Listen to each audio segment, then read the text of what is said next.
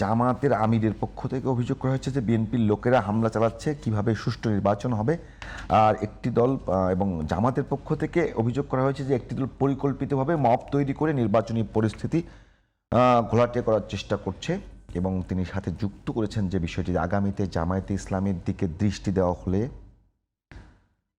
কোনো সন্ত্রাসী আচরণ করা হলে তাহলে শুধুমাত্র আমরা প্রতিবাদ সমাবেশ নয়, দাঁত ভাঙ্গা জবাব দেওয়া হবে। মানে এইভাবে চলতে থাকলে এই সরকারের যে সামর্থ্য, আমি বলি নির্বাচন ওই আগের মতোই তো আছে। 5 আগস্টের পরে নির্বাচন কমিশনেরকে তো ওই আগের পুলিশ নিয়েই কাজ করতে হবে। তাহলে মানে আগামী নির্বাচনটা কি মানে খুব বেশি শান্তিপূর্ণ হবে বলে মনে করেন কিনা আপনি? 1 আর 2 নম্বর কথা হলো, যেহেতু জামাতের পক্ষ থেকে এবং এনসিপির পক্ষ থেকে সবচেয়ে বড় অভিযোগ যে নির্বাচন কমিশন একেবারে তাদের পক্ষে পক্ষপাতমূলক আচরণ করছে, এই দুইটা বিষয় নিয়ে কি বলবেন? দেখেন, আপনি দুটি প্রশ্ন করেছেন, নির্বাচন কমিশন এবং হচ্ছে যে বিভিন্ন হাঙ্গামা হচ্ছে এটা বিষয়ে।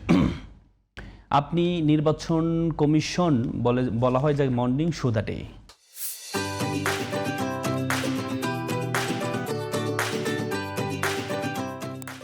আপনি যখন সকাল দেখলে আপনি বুঝতে পারবেন দিনটা কেমন যাবে। আপনি যখন আমরা নির্বাচন কমিশনার সানাউল্লাহ সাহেব মুখ থেকে আমি শুনি যে তিনি বলেন যে আমি খুব ঋণ খেলাপিকে খুব কষ্টে মেনে নিয়ে তাদেরকে আমি বৈধতা দিয়েছি, এটি যখন বলে তখন আর আমাদের নির্বাচন কমিশনের যে মেরুদণ্ড নেই এটি কিন্তু প্রমাণিত হয়। আমাদের সমাজে বলে মাইট ইজ রাইট, মানে জোর যার মুল্লুক তার, মানে শক্তের ভক্ত নরমের জম। নির্বাচন কমিশন অলরেডি মানে শক্তের ভক্ত হয়ে গেছেন। আপনি দেখেন ঋণ খেলাপি প্রায় 13 জন এমপির 5,887 কোটি টাকা ঋণ খেলাপি।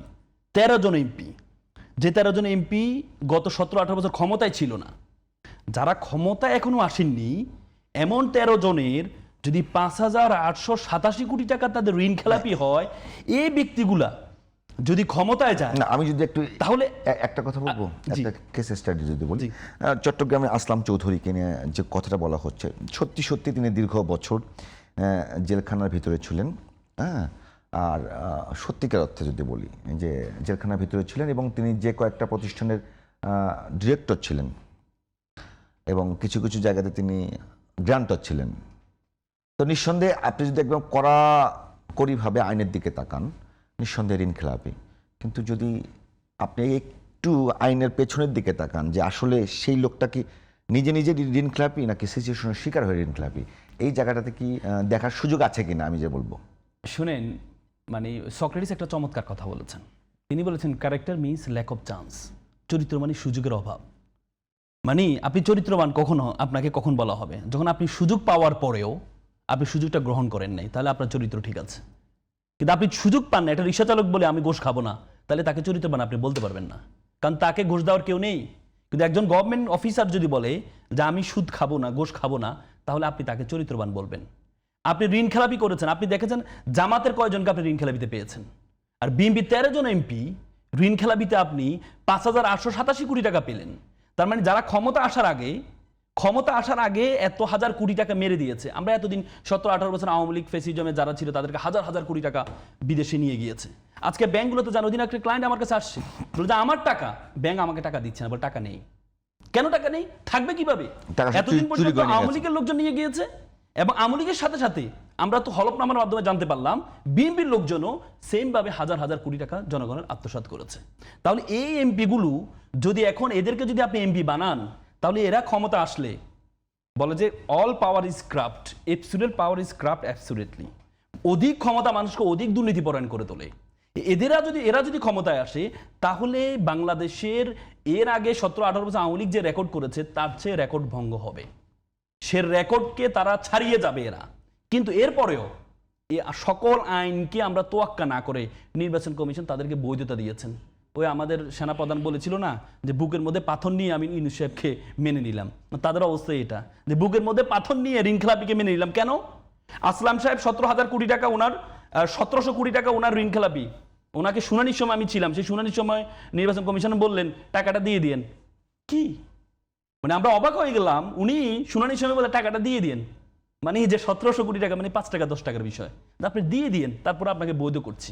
তাহলে সেই নির্বাচন কমিশনের আপনার কাছে মনে হয় সেই নির্বাচন কমিশনের কোনো মেরুদণ্ড আছে? আপনি দ্বৈত নাগরিকত্বের ক্ষেত্রে দেখেন 21 থেকে 22 জন দ্বৈত নাগরিক, যারা জামাতে তো 2-3 জন যারা লন্ডন থেকে আসছেন, আমেরিকা থেকে আসছেন, তারা তো দ্বৈত নাগরিকের এই ক্যান্সেলের জন্য আবেদন করেছেন, আবেদনটাও জমা দিয়েছেন, কিন্তু বিএনপির একজনেও তারা জানে নির্বাচন কমিশন তাদের অধীনস্থ। তো সুতরাং তারা যদি এই আবেদন নাও করে তাহলে তাদের বাতিল হবে না। তেমনি হয়েছে, আপনি কোন জেলাতে দেখেন ফেনীতে আব্দুল আল মিন্টুরটা বাতিল হয় নাই, পরবর্তীতে একজন স্বতন্ত্র প্রার্থী আপিল করেছেন, আপিলের পরবর্তীতে গিয়ে যখন শুনানি হয়েছে তখন শুনানিটা প্রথমে অবৈধ ঘোষণা করেছিল। আপিলে করার কারণে নির্বাচন কমিশন আপিল করেন নাই। এরপরে আমরা কি দেখেছি, এরপরে আমরা কি তাদেরকে বৈধ করা হয়েছে। কিভাবে বৈধ করা হয়েছে? যেদিন দ্বৈত নাগরিকদের তালিকাটা দেখেন, যে দ্বৈত নাগরিক কারা, যারা 17-18 বছর না রাজনীতিবিদরা আমরা কষ্টে দিন রাত যারা এই ফেসিজমের বিরুদ্ধে যুদ্ধ করেছে, তারা হচ্ছে বিদেশে বসে বসে অবস্থান করেছে, আর এখন সুসময়ে এসে বাংলাদেশে এসে ওনারা এমপি হতে চান। আপনি যেদিন দ্বৈত নাগরিকদের ঘোষণা করা হবে, দ্বৈত নাগরিকের রায় ঘোষণা করা হবে, সেদিন আপনি ছাত্রদলে যে মব তৈরি করেছে, আপনারা বলছেন মবটা শাস্ত্রের জন্য না, শাস্ত্রের জন্য নয়।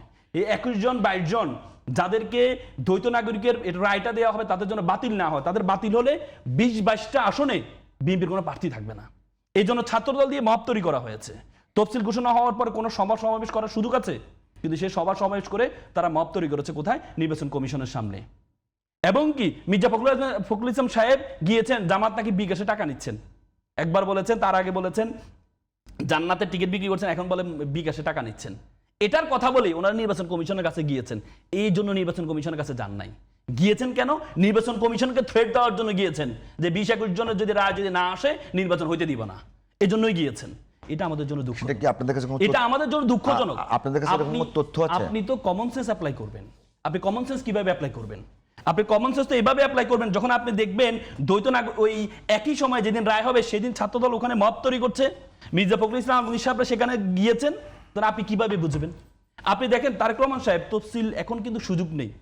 উনি গতকাল করাইল বস্তিতে গিয়েছেন, গিয়ে দোয়ার মাহফিল ছিল এটি। তো দোয়ার মাহফিলে গিয়ে কি করেছেন? দোয়ার মাহফিলে গিয়ে ফ্যামিলি কার্ড বিতরণ করছেন, ফ্যামিলি কার্ড দেখাচ্ছেন এবং কি ফ্ল্যাট দিবেন। এটা কি নির্বাচন তফসিলের, এটা কি এই এগেনিস্টে না? কারণ এখন তো আপনার নির্বাচনে প্রচারের কোনো সুযোগ নেই। আপনি মিরপুরে আঘাত করছেন, এই মহিলারা তারা ভোট চাচ্ছে, সেটি যদি অপরাধ হইতে পারে তাহলে এত বড় একজন ব্যক্তিত্ব তিনি যেই ভোট এই কি বলে এই ফ্যামিলি কার্ড দেখাচ্ছেন, এটা দেখাচ্ছেন, এটা কি অপরাধ হতে পারে না?